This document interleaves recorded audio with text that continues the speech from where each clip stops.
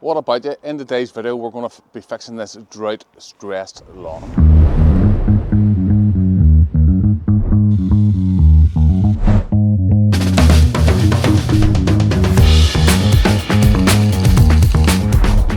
Down the edge here is taking a real hammering. Now, unlike most of our videos, we're going to be missing a key step, as there's a cable underneath this lawn and we're not sure exactly where it is, and the customer has asked us not to aerate.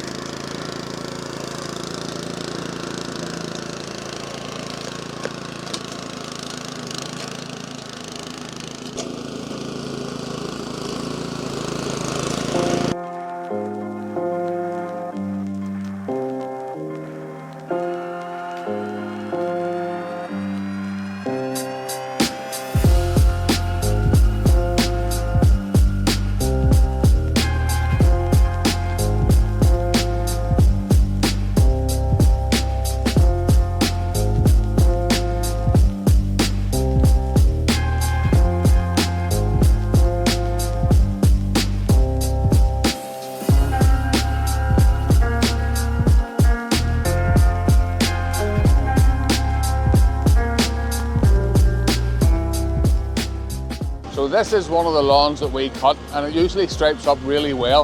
However, this summer has been really challenging for most lawns. So let me know down in the comments, how has your lawn fared over the dry spell? Did you water it? Did you not water it? Did you have a hosepipe ban? Did you not have a hosepipe ban? Did you water it even if you had a hosepipe ban? Because I know some of you do. But it has been a really hard year. Now, I actually think that I should probably bring in some wetting agent into the shop, in the agro carpet shop, because this year here a lot of lawns, my own home lawn included, could probably have done with some wetting agent. So let me know as well, do you use wetting agents or not?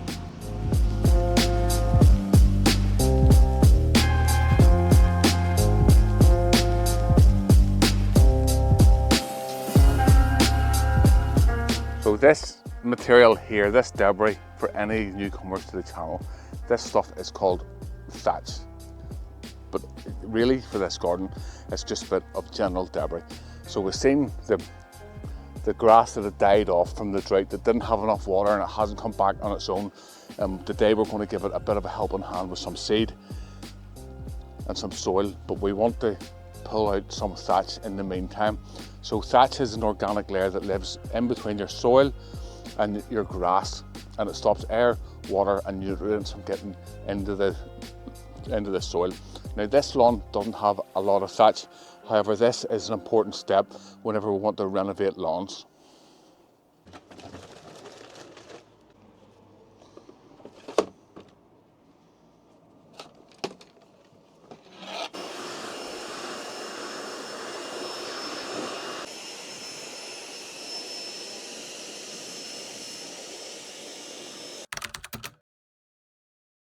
So now we've got all the debris cleared up, the next step is to do some seeding. Now with the petrol tools we can create the lines in the soil that gives this seed a good bed to grow from. If you're using electric or battery tools, just be careful that you don't burn out the engine if you're trying to do that. If you are top dressing it afterwards, then the seed's still going to grow, but whenever we create those lines in the soil, anytime I come back to the garden, we always see the seed growing directly out of those lines. You just see it growing in lines up the garden.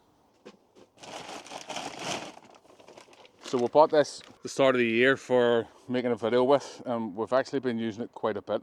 It's been a really good buy. Been using that to treat people's lawns with. So go ahead, Jason, throw some seed in it and we'll see how well it works for overseeding lawns. Because this fertilizer spreader has a key thing, and it has an edge guard on it. So it means that we're not going to be throwing seeds into the beds if this works, so it'll be a good job. And it is battery operated, so there's no turning. So if this works, I'll be pretty happy, because it'll be a really good option for a lot of you guys watching.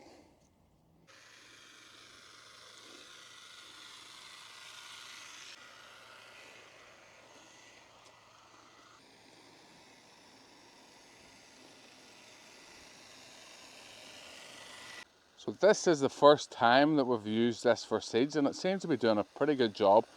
Now, like anything, your seeds are your fertiliser. If you don't know how much to use, you're best to measure out the area and then work out how much seed you need.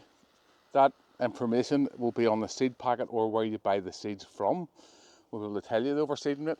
Generally, it's between 15 and 30 grams a square metre for overseeding, but it also depends on the seed. So if you have an ornamental lawn, that number is going to be higher. So what do you think, Jason? That is too handy to have. Now, we have been buying tools to test on the channel. We use our own money to buy and test this stuff. Yeah. I'd said at the start of the year, the lawn look, I really love it.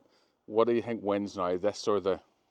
This, I think, because we're doing the lawn treatments as well as renovations, this is going to get a lot more use than the loot. The loot's just for renovations, where this can just be in the van all the time when we're out. Yeah, we've been treating lawns with this all summer, so definitely. You have really good control with it as well, especially with the edge guard. So even with the edge guard, you have a lot of control of where you want product to go. This wasn't meant to be a tool review, because I say that's the first time we've used the seed. So what does this do? That alters the speed of which it spins.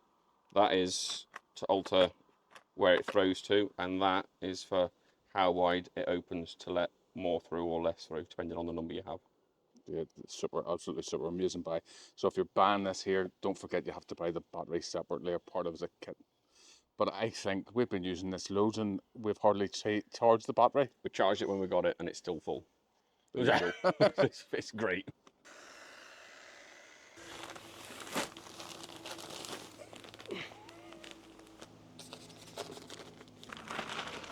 We got some of this earlier on in the year and it wasn't really the best, but that stuff that's lovely. Lovely and sandy.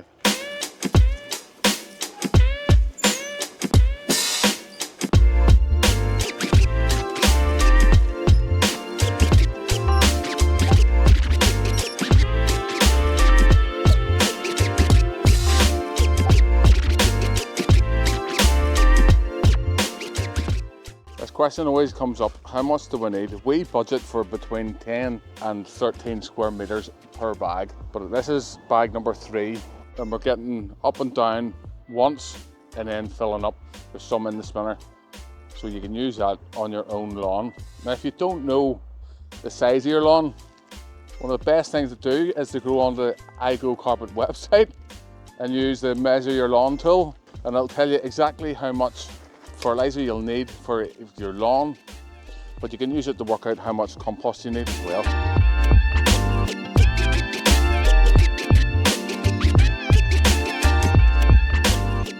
So that was 3 bags for this front lawn.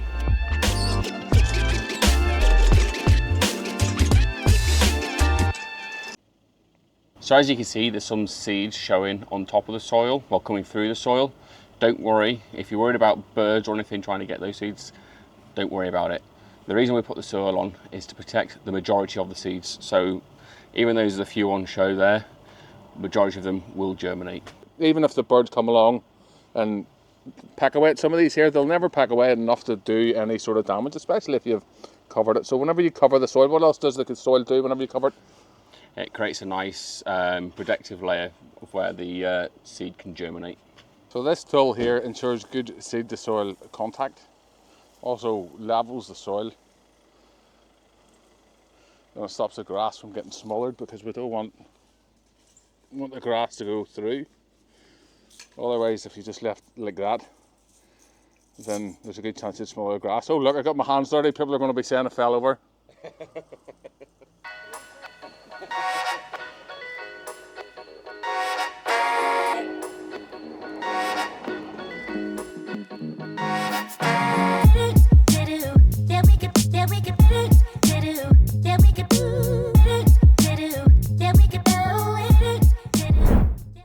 Now it's time for us to get some pre-seeder on the lawn.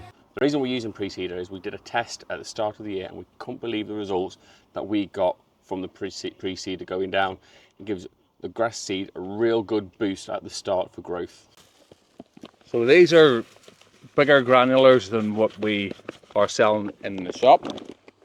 That's one of the reasons why there was a hold up at the start of the year, because we wanted to test different products. So the stuff we sell now is a different size in this here, and the reason we've changed over is because we want all the granules to be the same size. So whenever you're using our fertilizer, anytime you're going to use any products, it's going to be a very similar setting on it, because we want to try and make it as easy as we can for people. Yeah, definitely. You see that edge guard? So that's why that spinner's so good.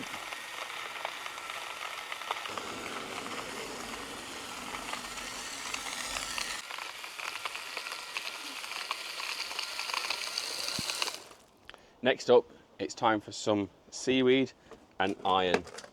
So the iron that we use looks different than the stuff you get on Amazon. So this is again my own brand. If you want to help support the channel, if you want to use your own product, that's fine. This isn't a sales ploy.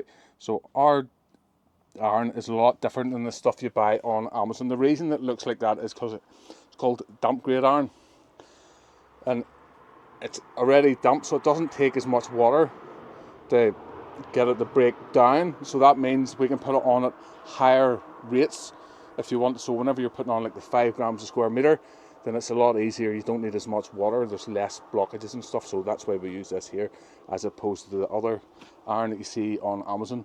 Usually they're about the same strength, but just that's easier to break down.